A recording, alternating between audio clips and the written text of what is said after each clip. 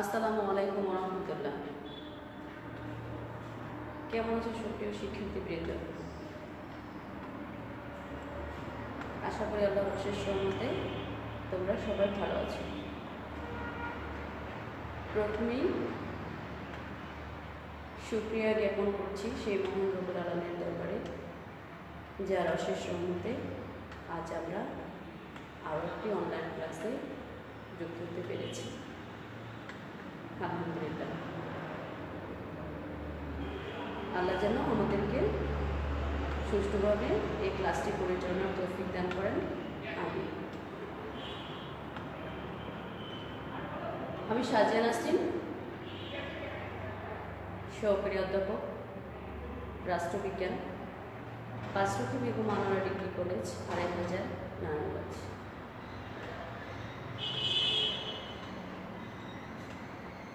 আজ ২০১৯-২০ শিক্ষাবর্ষে দ্বাদশ শ্রেণীর বিষয় পরিনীতি ও সুশাসন দ্বিতীয় পত্র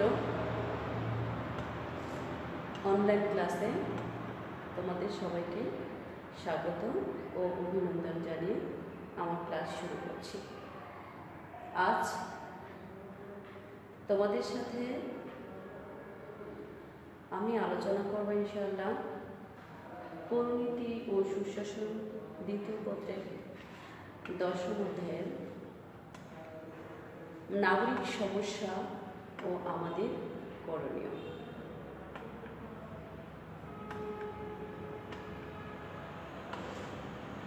আমাদের অধ্যায়ের নাম হচ্ছে নাগরিক সমস্যা ও আমাদের করণীয়। অধ্যায় থেকে গত ক্লাসে তোমাদের সাথে আমি আলোচনা করেছিলাম দুর্নীতি, তারপরে দুর্নীতির ধারণা, বিভিন্ন চিন্তাবিদদের মতে দুর্নীতি সংখ্যা সম্পর্কে আমরা বিস্তারিত আলোচনা করেছিলাম। তাহলে তোমাদের নিশ্চয়ই মনে আছে দুর্নীতি বলতে আমরা কি বুঝি? দুর্নীতি, করাপশন।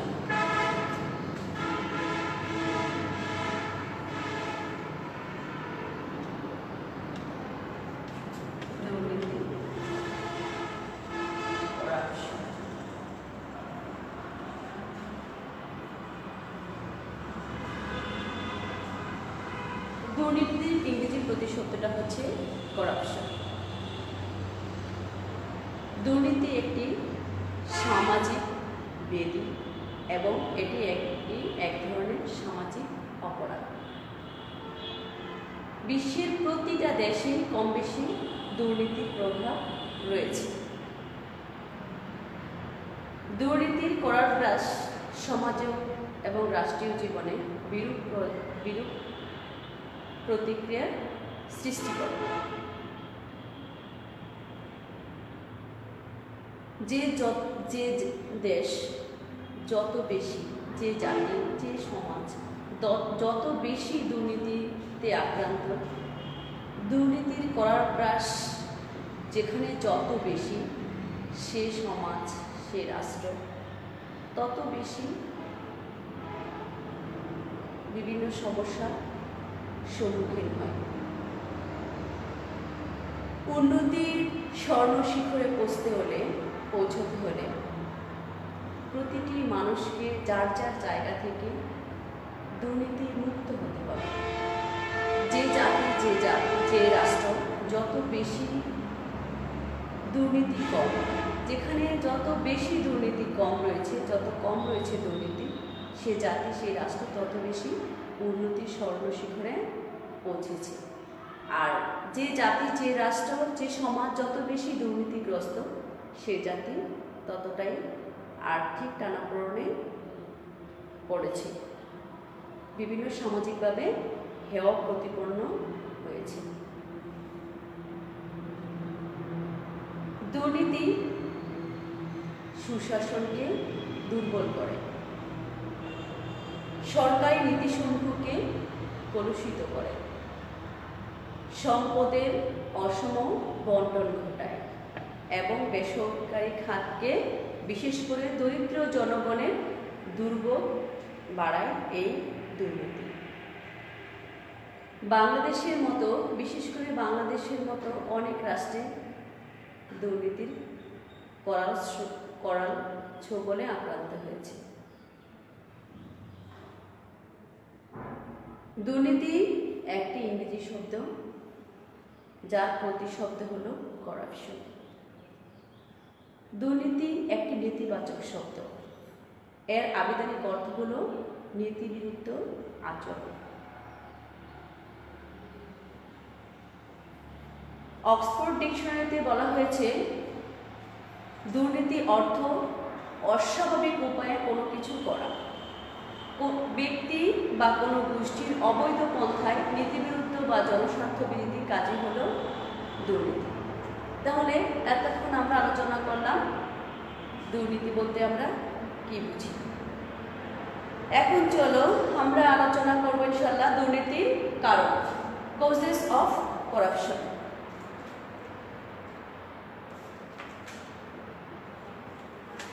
কি কি কারণে দুর্নীতি হয়?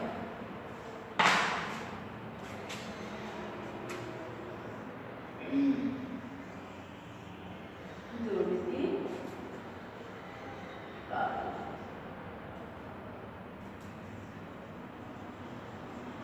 causes of corruption.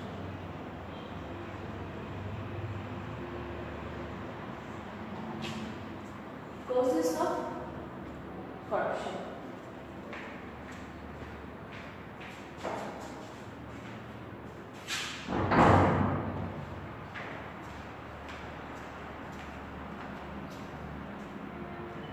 বাংলাদেশ সহ বিশ্বের অনেক দেশে দুর্নীতি একটি সামাজিক ব্যাধি হিসেবে সমাজ ও সংস্কৃতির অবিচ্ছেদ্য অংশে পরিণত হয়েছে।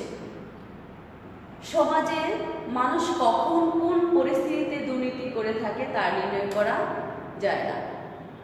সমাজের মানুষগুলো কখন কোন পরিস্থিতিতে দুর্নীতি করে তা সঠিকভাবে নির্ণয় করা বেশ কঠিন। বিভিন্ন কারণে বর্তমানে দুর্নীতির প্রকৃতি ও পরিধি যেমন বিচিত্র, তেমনি এর কারণ বহুমুখী রূপ লাভ করেছে। চলো এখন দুর্নীতির কারণ সম্পর্কে নিয়ে আলোচনা করি। অর্থনৈতিক অসচ্ছলতা। অর্থনৈতিক অসচ্ছলতা।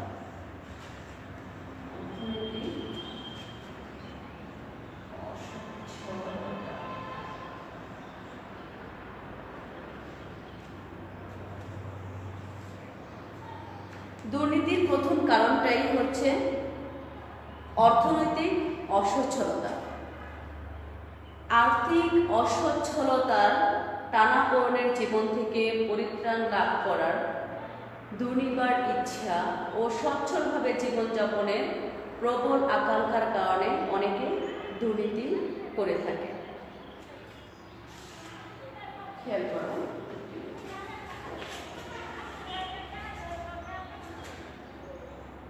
আর্থিক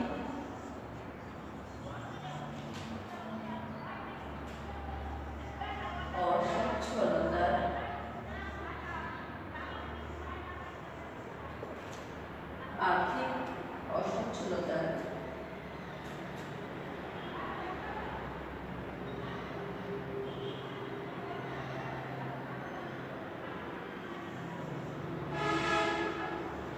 টানাপোড়েনের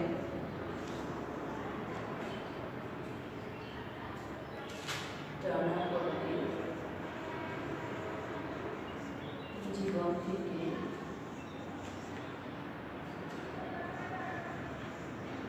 পরিত্রাণ লাভ করার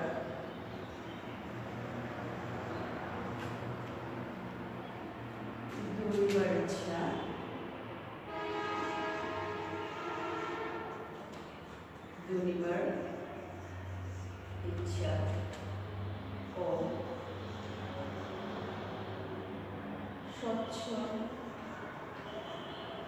স্বচ্ছভাবে জীবনযাপনে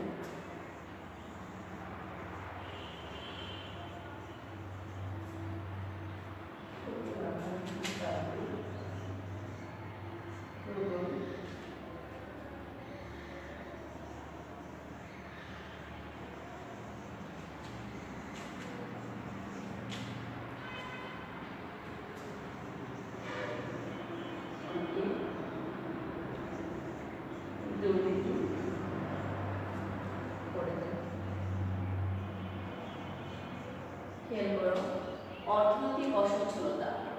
আর্থিক অসচ্ছলতায় টানাপোড়েনের জীবন থেকে পরিত্রাণ লাভ করার দুর্বার ইচ্ছা ও স্বচ্ছভাবে জীবনযাপনের প্রবল আকাঙ্ক্ষার কারণে অনেকে দুর্নীতি করে থাকে।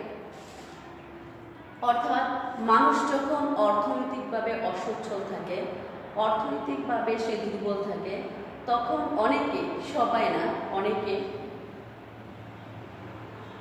যারা নৈতিক শিক্ষায় শিক্ষিত না হয়ে, যারা যারা সৎ চরিত্রের লোক না, অসৎ চরিত্রের লোক, তারা কি করে অর্থনৈতিকভাবে সচ্ছলতা লাভের জন্য, অর্থনৈতিকভাবে সচ্ছল হওয়ার জন্য তারা সচ্ছল হওয়ার জন্য তারা অনেকেই দুর্নীতি করে থাকে।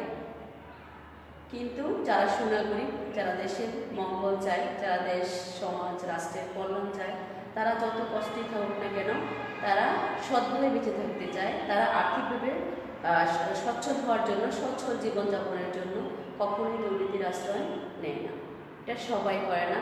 যারা মনে করে যে আমি অর্থনৈতিকভাবে অসচ্ছল আছি, আমাকে সচ্ছল জীবনযাপন করতে হবে, আমাকে উন্নত জীবন লাভ করতে হবে, আমার যে আয় ইনকাম আছে, আয় রোজগার আছে, আমার মানে বৈধভাবে যে রোজগার হচ্ছে তা দিয়ে আমার স্বচ্ছভাবে চলতে পারছি না, আমি আরও কিছু লাগবে, আমার আরও কিছু দরকার।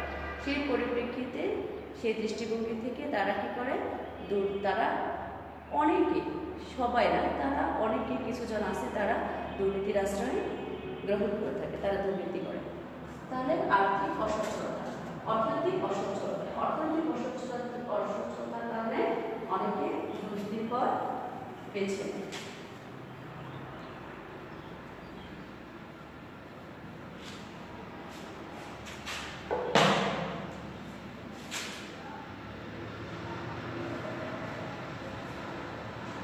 সামাজিক প্রভাব ও মর্যাদা বৃদ্ধির ইচ্ছা।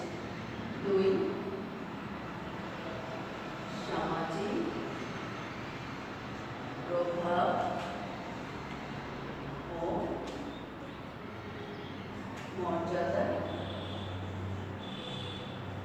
বৃদ্ধি।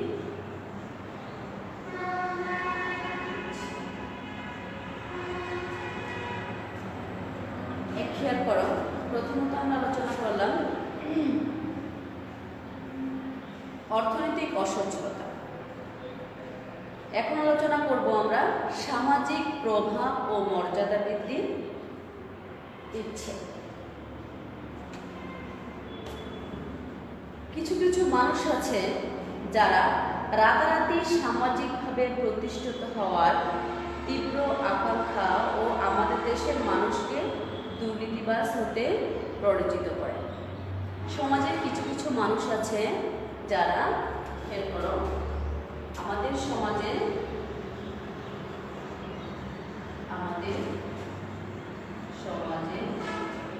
কিছু কিছু মানুষ আছে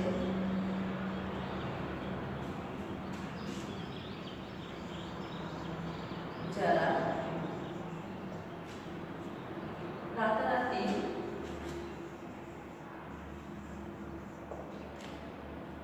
রাতারাতি সমাজে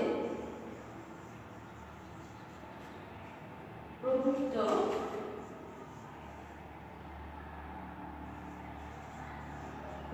কায়েম করতে চায়।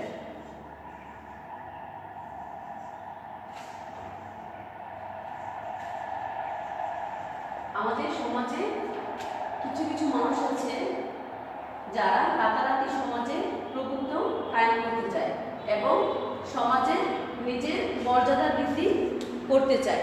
তারা দুর্নীতি আশ্রয় গ্রহণ করে। টাকা থাকলে সমাজের সম্মান বাড়ে, প্রভাব বৃদ্ধি হয়। টাকা থাকলে তারা ভাবে যে টাকা থাকলে সমাজে সম্মান বৃদ্ধি পায়, সম্মান বৃদ্ধি পায়।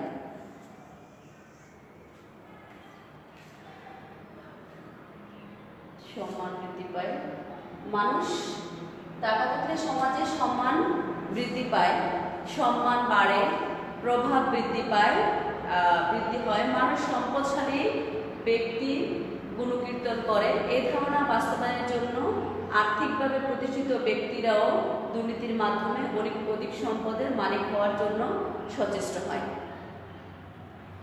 তাহলে 2 নম্বর আমরা দুর্নীতির কারণ 2 নম্বর আমরা আলোচনা করলাম সামাজিক প্রভাব ও মর্যাদা বৃদ্ধির ইচ্ছা। তারা মনে করে আমাদের সমাজে এমন কিছু মানুষ আছে যারা মনে করে তারা অর্থনৈতিকভাবে তারা স্বচ্ছ, তারপরেও তারা মনে করে আমার আরো অধিক সম্পদের প্রয়োজন, তা না হলে আমার সমাজে সবাই কেউ আমাকে মূল্য করবে না, সবাই আমার গুণ কীর্তনও করবে না। এবং টাকা হলে মানুষ আমার পিছনে ঘুরঘুর করবে, আমাকে আরো বেশি সম্মান মর্যাদা দেবে। আর সেই রকম একটা ইচ্ছা থেকেও তারা কি করে দুর্নীতির আশ্রয় গ্রহণ করে।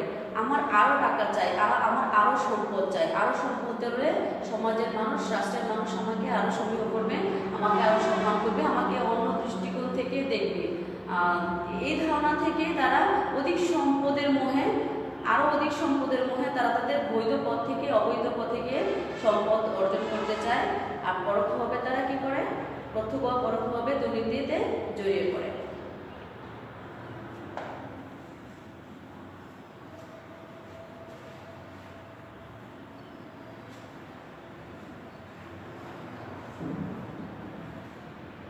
পরের কোটেশন আমরা আলোচনা করব উচ্চবিলাসী জীবনের মুখ।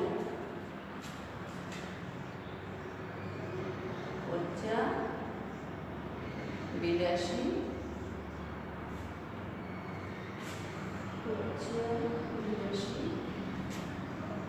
জীবনের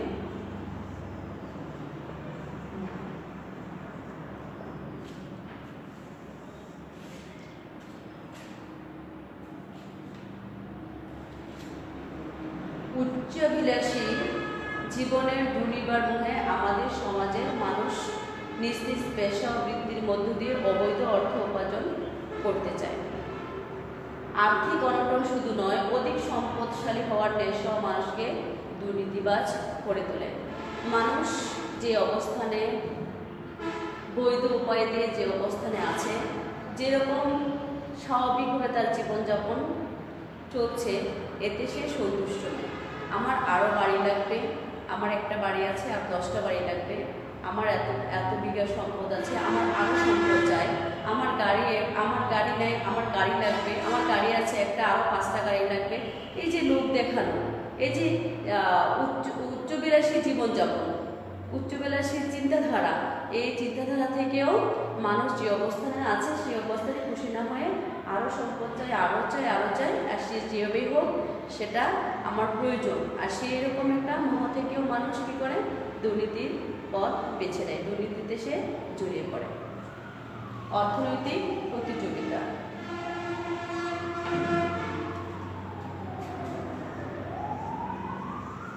অর্থনৈতিক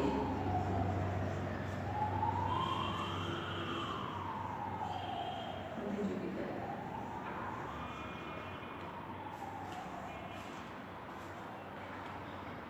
পরের কোটেশন অর্থনৈতিক প্রতিযোগিতা। সামাজিক মর্যাদা লাভের অসম অর্থনৈতিক প্রতিযোগিতা সমাজে দুর্নীতি বিস্তারে কার্যকর ভূমিকা পালন করে। অসম মানে সম না, অসম।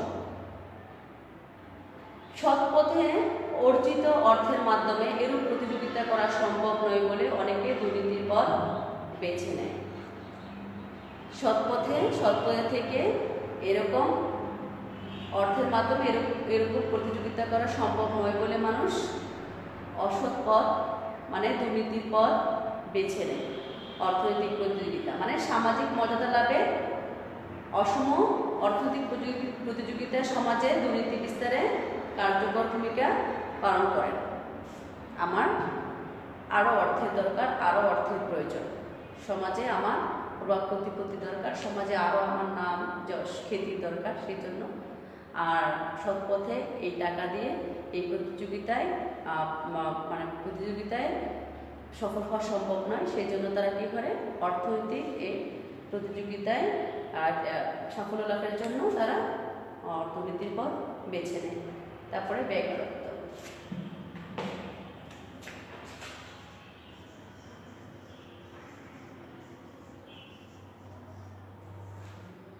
বেকারত্ব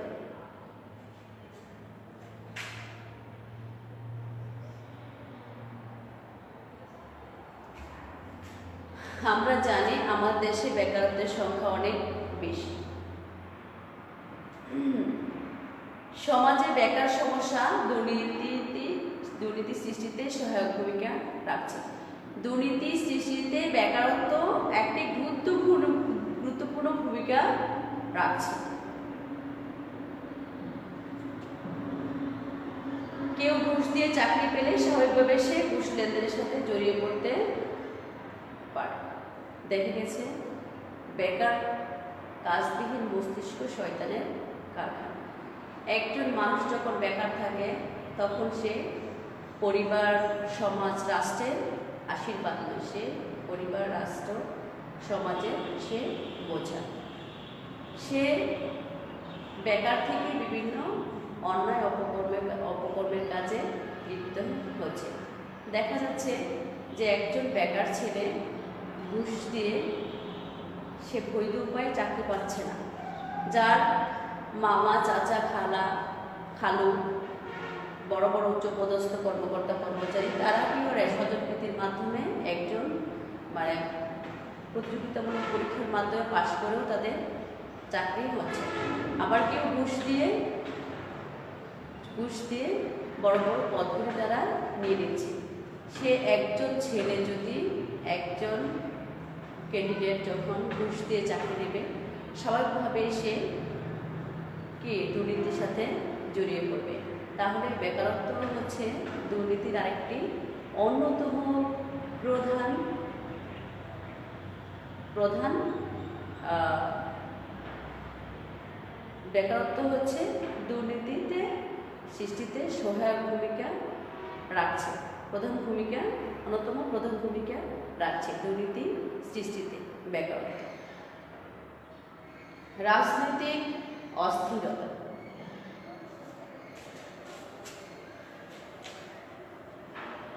কারণ একজন ছেলে যখন 10 লক্ষ টাকা দিয়ে ঘুষ দিয়ে সে চাকরি নেবে, তারপরে সেই 10 লক্ষ টাকা বাবার 10 লক্ষ টাকা ওই পাওনাদারের কাছ থেকে বাবা এনে তার চাকরির জন্য 10 লক্ষ টাকা দিল, তাহলে সেই 10 লক্ষ টাকা সেই পাওনাদারের থেকে সেও দুর্নীতির সাথে একদিন জড়িয়ে পড়বে।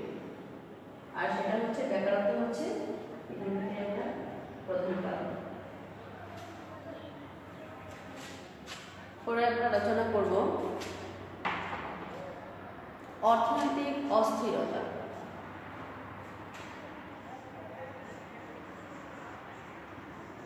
অর্থনৈতিক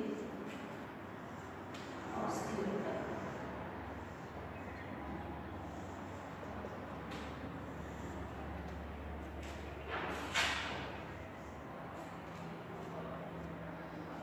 আমাদের দেশে রাজনৈতিক অস্থিরতা, সংকীর্ণ দলীয় দৃষ্টিভঙ্গি দুর্নীতি বিস্তারের জন্য বিশেষভাবে দায়ী। অর্থনৈতিক অস্থিরতা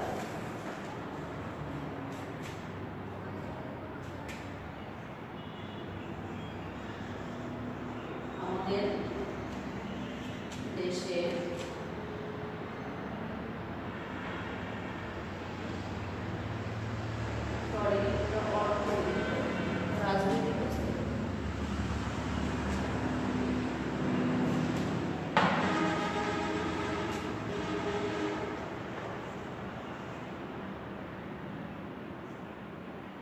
রাজনৈতিক অস্থিরতা আমাদের দেশে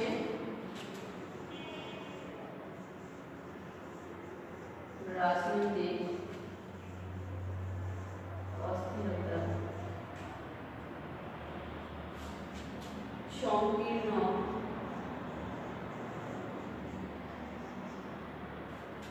দলীয় দৃষ্টিভঙ্গি,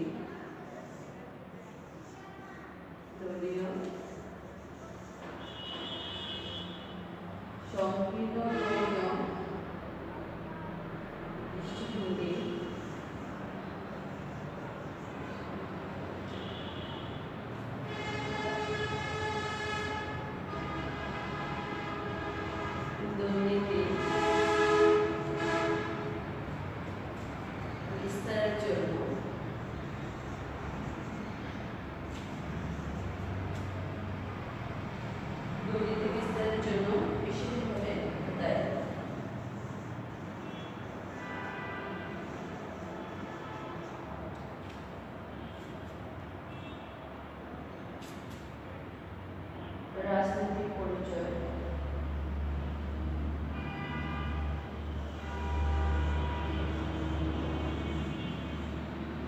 রাজনৈতিক পরিচয়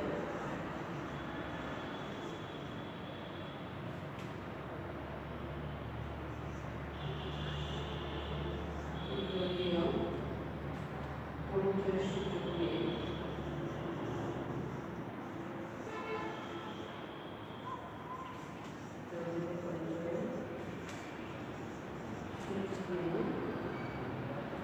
অনেকে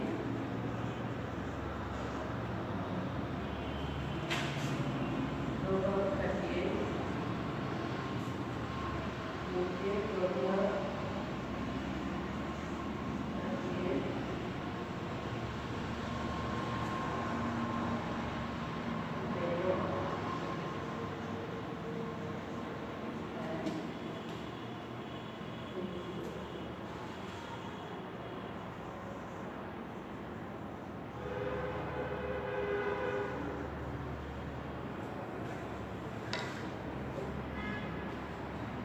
একটু খেয়াল করো, রাজনৈতিক অস্থিরতা। রাজনৈতিক অস্থিরতা দুর্নীতির আরেকটি অন্যতম প্রধান কারণ। আমাদের দেশে রাজনৈতিক অস্থিরতা সংকীর্ণ রাজনৈতিক অস্থিরতা মানে রাজনৈতিক স্থিরতা নেই, স্থিতিশীল না। আমরা সেটা জানি অনেক। রাজনৈতিক অস্থিরতা সংকীর্ণ দলীয় দৃষ্টিভঙ্গি দুর্নীতি বিস্তারের জন্য বিশেষভাবে দায়ী। রাজনৈতিক পরিচয় দলীয় পরিচয়ের সুযোগ নিয়ে অনেকেই প্রভাব খাটিয়ে ব্যাপক হারে দুর্নীতি করে থাকে। চাঁদাবাজি, টেন্ডারবাজি, ঘুষ, ঘুষ, বিভিন্ন রকমের সরকারি বেসরকারি ক্ষেত্রে বিভিন্ন রকমের সুযোগ সুবিধা সেই দলীয় পরিচয় দিয়ে অবৈধভাবে অন্যায়ভাবে তারা কেড়ে নিচ্ছে। তাহলে রাজনৈতিক অস্থিরতাও দুর্নীতির একটি অন্যতম প্রধান কারণ। যতদিন পর্যন্ত এরকম এর সুষ্ঠু না হবে ততদিন পর্যন্ত দেশে রাজনৈতিক স্থিরতা আসবে না। আর অস্থিতিশীল রাজনৈতিক পরিবেশ দুর্নীতির একটি অন্যতম প্রধান কারণ।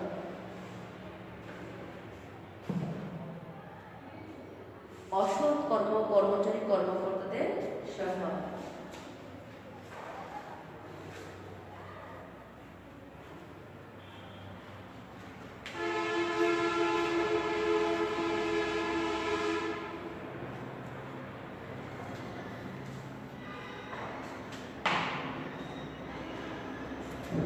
অসৎ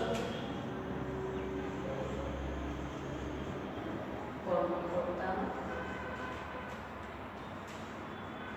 কর্মচারীদের সহায়তা।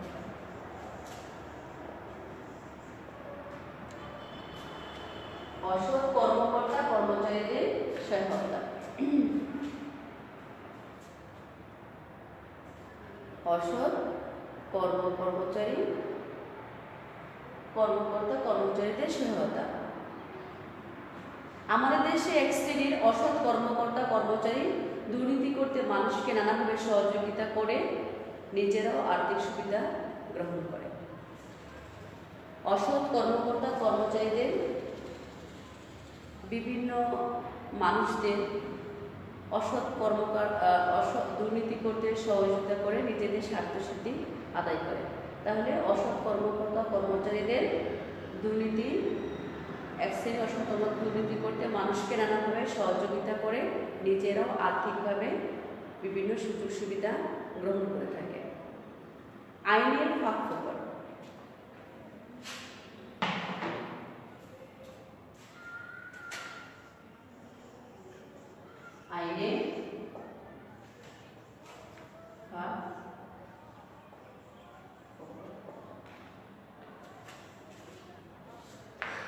আইনের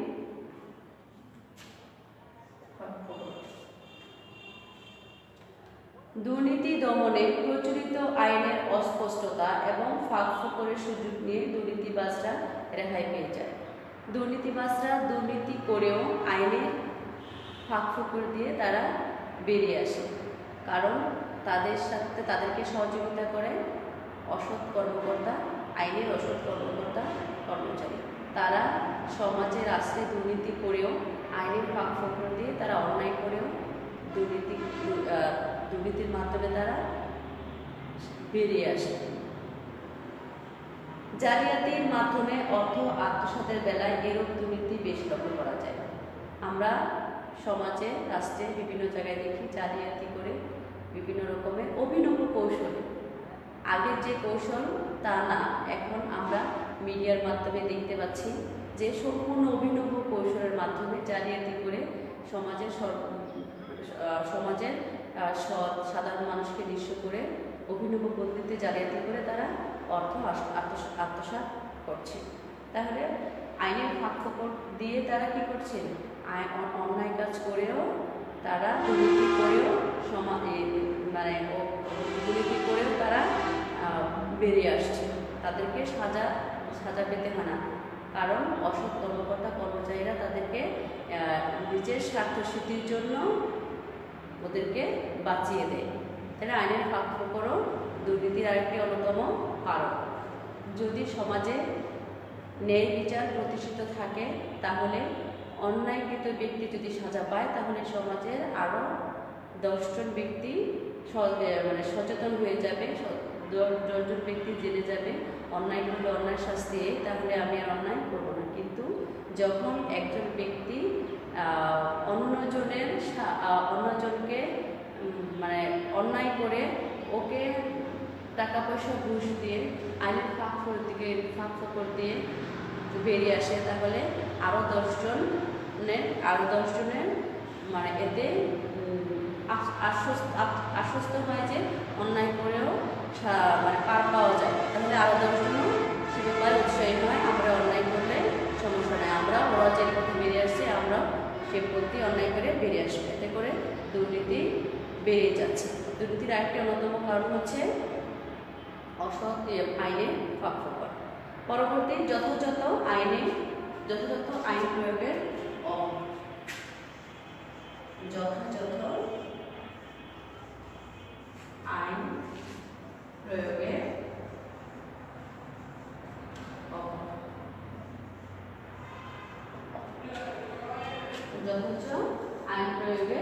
অভাব। যথাযথ আইন বা আইনের যথাযথ প্রয়োগের অভাবে দুর্নীতি রোধ করা সম্ভব হয় না।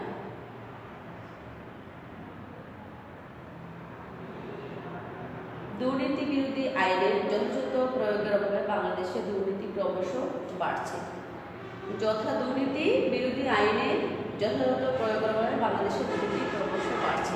বাংলাদেশে দুর্নীতি দমনের আইন রয়েছে, কিন্তু এই যথাযথ আইনের প্রয়োগের অনেক ঘাটতি রয়েছে। যথাযথ আইন যদি সমাজে, আমাদের রাষ্ট্রে যে দুর্নীতি বিরোধী আইন রয়েছে, দুর্নীতি বিরোধী আইন যে রয়েছে তা যদি যথাযথভাবে প্রয়োগ করা যেত, তাহলে দুর্নীতি এতটা ক্রমশ বৃদ্ধি পেত না। তাহলে যথাযথ আইনের প্রয়োগের অভাবে বাংলাদেশের দুর্নীতি ক্রমশই বেড়ে চলছে। সেগুলো আমরা পেপার পত্রিকা, তারপরে টেলিভিশন, নেটের মাধ্যমে, সামাজিক যোগাযোগের মাধ্যমে তা আমরা অহরহ দেখতে পাচ্ছি। দুর্নীতিতে বাংলাদেশ কিভাবে ঘিরে ফেলেছে, দুর্নীতি কিভাবে বাংলাদেশকে ঘিরে রেখেছে। দুর্নীতি বিরোধী আইনের যথাযথ প্রয়োগের অভাবে বাংলাদেশে দুর্নীতি দিন দিন বেড়েই চলেছে, এত বেশি যে নিজের চোখেও বিশ্বাস হয় না যে কোন লেভেলের মানুষগুলো এত পরিমাণে দুর্নীতি করে যাচ্ছে, আর এর জন্য দেশ কত পিছিয়ে যাচ্ছে। দেশকে উন্নতির স্বর্ণশিখরে পৌঁছতে হলে আমাদেরকে যার যার লেভেল থেকে, যার যার অবস্থান থেকে আমাদেরকে দুর্নীতি মুক্ত হতে হবে। তাহলে যথাযথ আইনের প্রয়োগ করতে হবে, তাহলে দেশ থেকে দুর্নীতি কিছুটা হলেও হ্রাস পাবে। কিন্তু আমাদের দেশে দুর্নীতি বিরোধী আইনের যথাযথ প্রয়োগের অভাবে বাংলাদেশে দুর্নীতি বেড়েই চলছে। তারপরে আমরা শেষ আলোচনা করব দেশপ্রেম ও মানবিক মূল্যবোধের অভাব। দেশপ্রেম ও মানবিক মূল্যবোধের অভাব। দেশ ও মানুষের প্রতি মমত্ববোধ, ভালোবাসা মানুষকে সমাজ বিরোধী কর্মকাণ্ড থেকে বিরত রাখে। এ বোধকে বলা হয় মানবিক মূল্যবোধ। আর এই দেশকে ভালোবেসে যারা আজকে আমাদের এই বাংলাদেশটাকে একটি স্বাধীন সার্বভৌম হিসেবে রেখে গেছেন, তাদের জন্য আমরা সবাই দোয়া করি আল্লাহ যেন তাদেরকে জান্নাতুল ফেরদাউস নসিব করেন। কারণ তারা দেশকে ভালোবেসেছেন বলেই তারা সেই 1971 সালে সশস্ত্র যুদ্ধের মাধ্যমে নিজের জীবনকে উৎসর্গ করে আমাদেরকে একটি স্বাধীন দেশ দিয়ে গেছেন আল্লাহ। আমরা দোয়া করব আমরা বাংলাদেশের একজন নাগরিক হিসেবে আমরা যে স্বাধীন সার্বভৌম রাষ্ট্রে আমরা তোমাদের সাথে কথা বলতে পারছি, আমরা যে তোমাদের সাথে স্বাধীনভাবে শিক্ষা গ্রহণ করতে পারছি, আজকে যে অনলাইন ক্লাস করতে পারছি, তোমরা স্বাধীনভাবে বাড়িতে বসে স্বাধীনভাবে কাজকর্ম করতে পারছি, সেগুলো যাদের আত্মত্যাগের বিনিময়ে যারা এই দেশকে ভালোবেসে এই দেশকে আমাদের কাছে দিয়ে গেল, আজকে আমরা স্বাধীন সার্বভৌম রাষ্ট্রের নাগরিক, আমরা আজকে পরাধীন নয়, তাদের জন্য রইল আল্লাহ তাআলার কাছে শেষ দোয়া করি যেন আপনাদেরকে জান্নাতুল ফেরদাউস নসিব করেন। তারপরে দেশপ্রেম যদি থাকতো তাহলে এই দেশে বসবাস করে এই দেশের মানুষগুলো সমাজ বিরোধী রাষ্ট্রবিরোধী কাজ কখনোই করতে পারতো না। তাহলে দুর্নীতি মুক্ত করতে হলে আমাদের সমাজের মানুষগুলোকে অবশ্যই দেশপ্রেমিক হতে হবে এবং কি হতে হবে, মানবিক মূল্যবোধ তাদের মধ্যে থাকতে হবে। দেশপ্রেম ও মানবিক মূল্যবোধের অভাব দিন দিন বৃদ্ধি পাচ্ছে, সেই সাথে দুর্নীতিও বাড়ছে। দেশপ্রেম এবং মানবিক মূল্যবোধ দিন দিন ক্রমশ হ্রাস পাচ্ছে এবং সেই সাথে সাথে দুর্নীতিবাজদের সংখ্যা ক্রমশ বাড়ছে। আচ্ছা, তোমাদের সাথে তখন আমি আলোচনা করলাম দুর্নীতি সম্পর্কে দুর্নীতি ধারণা, তারপর দুর্নীতির কারণ সম্পর্কে বিস্তারিত একটু আলোচনা করলাম। আশা করি তোমরা দুর্নীতির কারণগুলো কিছুটা হলেও বুঝতে পেরেছ। পরবর্তী ক্লাসে ইনশাআল্লাহ আমরা